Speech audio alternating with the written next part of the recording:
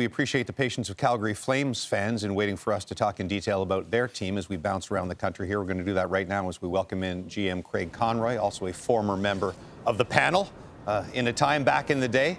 Thank you, Craig, for joining us. Your team's holding on to that final wildcard spot right now in the West. Would you like to do something today before it's done?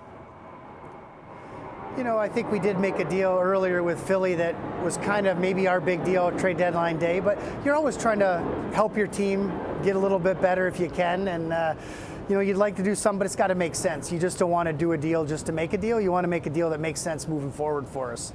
You said you're not looking for a rental, which makes sense, but how do you balance rewarding your players today while ensuring you protect the future?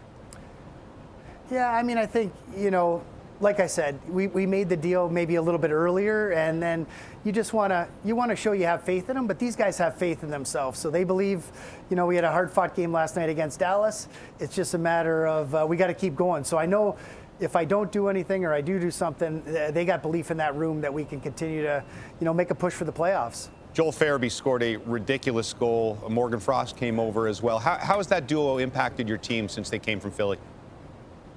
You know, I think the one nice thing, again, doing it early, they've been able to kind of get acclimated to the team. The first 5 games were a whirlwind. We didn't even practice. And then we had the break, and they were able to get settled. I think they're just really starting to, you know, get integrated with the team, feeling good, and they've been playing much better lately, which is exciting, and they're scoring some goals and getting some points. When you made that trade, you traveled across the country to pick those players up. Why was that important to you? You know, I think just to go, I think on a day like this, obviously you can't do it, but, you know, I had time. We were going to go get them. I thought if I could go get them, and it's a great way to meet somebody. Just you're on a plane for 4 hours. They did sleep a little bit more than I wanted, but I talked when they were awake.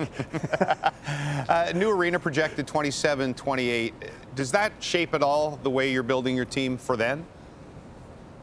For sure. I mean, I think I said, you know, last year, it's probably a 3 to 5 year. We're trying to build for something. And, you know, that's part of the age thing. When we're talking about age, we want age-appropriate players to kind of be with this group. And, you know, that's why some of the rentals maybe just don't make sense if we're not going to be able to keep them. I mean, if we're able to get a guy and feel like we can sign him and keep him, then that would make a difference for sure.